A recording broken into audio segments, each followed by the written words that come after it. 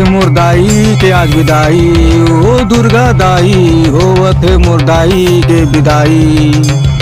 रिसाए हमर से हमर दाई, ओ दाई रिसाए हमर से हमर दाई। काबर चुंदीला काबर चुंदीला काबर चुंदीला छरिया के बैठे हचदाई, काबर चुंदीला छरिया के बैठे हचदाई। काबर तेहार रिसा के बैठे हचदाई, होथे मोर दाई के विदाई हो। काबर चुंदीला छरिया के बैठे हचदाई, काबर चुंदीला छरिया के बैठे हचदाई।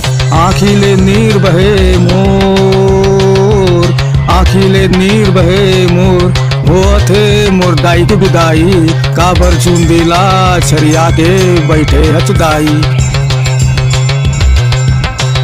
ओ मैया हे मोर दाई ओ।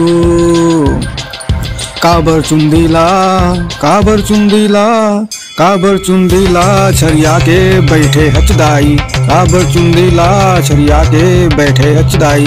गरबा घेरा माँ जोत जगाए हचदाई, गरबा घेरा माँ जोत जगाए हचदाई। काबर चुंदीला काबर चुंदीला काबर चुंदीला छरिया के बैठे हचदाई।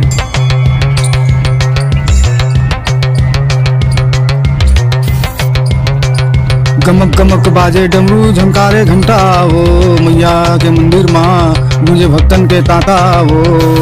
काबर चुंदीला छरिया के बैठे हचदाई। जय हो दुर्गा जय हो दुर्गा जय हो दुर्गा मोर मैया रानी। 9 दिनों में बरसे कृपा के पानी। काबर चुंदीला छरिया के बैठे हचदाई। भक्तन के मन के आसला पूरा कर दे वो दाई। फूल चढ़ाई नारियल चढ़ाई, भक्ति के गंगा माँ बहा दे मैया।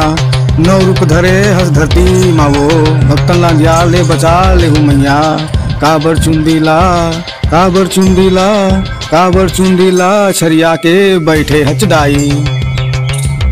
हो गे 9 दिन के आस हो दाई, होथे तोर विदाई वो दाई। आँखला झरे मोर आँखला झरे, मोर आँखला झरे पानी के धार वो दाई, मोर आँखला झरे पानी के धार वो दाई। काबर चुंदीला छरिया के बैठे हचदाई। जय